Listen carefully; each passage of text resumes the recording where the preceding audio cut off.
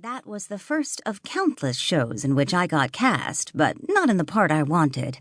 But I did land the role of Gracie Shin with a few speaking lines and the solo singing line. In March, I got a gray Mackinac in the big production number, Wells Fargo Wagon. I sang my line with gusto, having no idea whatsoever what a Mackinac was. I loved every minute of rehearsal, being around the big kids and learning music and choreography and going over it again and again until it was perfect. And then the night of the performance arrived, and the whole camp, kids, counselors, and staff, came to see the show. We performed in a cavernous, multi-purpose space called the Big Top. The audience sat on the concrete floor. A few lights were strung up around the building, and we wore costumes assembled from whatever the theater counselors could cobble together. When my sister Allie and I were away at camp that summer, our parents moved our family from the city to the suburbs, from Baltimore, where our mother's family had lived for several generations, and where we were surrounded by grandparents, cousins, aunts, and uncles, to Columbia, Maryland, 30 minutes and a world away. Columbia was, and is, a planned utopian city built by the Rouse Company, a real estate developer, and our father's employer on what had been farmland in Howard County, halfway between Baltimore and Washington, D.C. When Allie and I returned from camp to our new home in August, our parents had a surprise. We were going to see a production of The Music Man at the Burnbrae Dinner Theater. Because I had performed in the show at camp, they thought it would be fun to take us to see a professional production. I could hardly wait.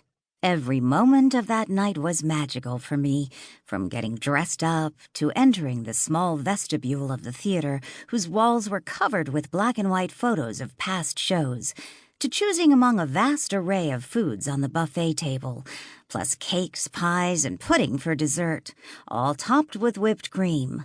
The show thrilled me, and I could barely breathe for the whole 2.5 hours.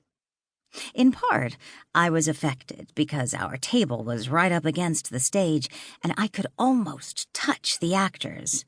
And I was enthralled with the girl who played Amaryllis, Francine Applebaum, with her black corkscrew curls, shiny brown eyes, rosy cheeks, and turned-up nose.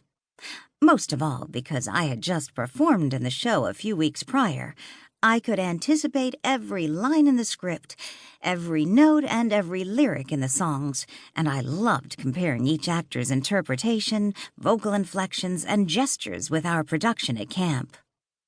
I noted that the boy who played Winthrop at Burnbrae used a much stronger, spit-filled lisp than David Gold, who was Winthrop at camp.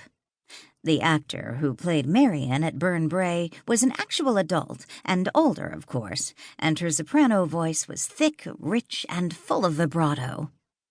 Jeannie Kramer, the teenager who was Marian in Camp Ramblewood's production, also had a great voice, but her Marian seemed less dreamy and trusting, more suspicious of Harold Hill until the very end. Along with the cast and crew list and actors' bios, which I perused for days, the show's program advertised Saturday drama and dance classes for kids and teens held at the dinner theater. Our parents enrolled Allie and me, and as I entered 4th grade, I began what would be my routine through elementary, middle, and into high school. Saturdays at the theater.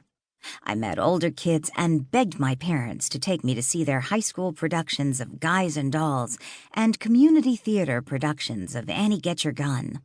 The drama teacher, Toby Orenstein, also directed some shows at Burnbrae, casting kids from her classes. And so I played one of the Martas in the dinner theater's production of The Sound of Music. Like many long-running shows with children, The Sound of Music was double cast, and one of the Siamese children in The King and I in full racial drag of dark pancake makeup, thickly lined eyes, and a black wig. I returned to camp the following summer, a year after The Music Man, and played one of the secretaries in How to Succeed in Business Without Really Trying. By my 11th birthday, I was a musical theater fanatic, an obsessed Broadway star wannabe, and had performed in or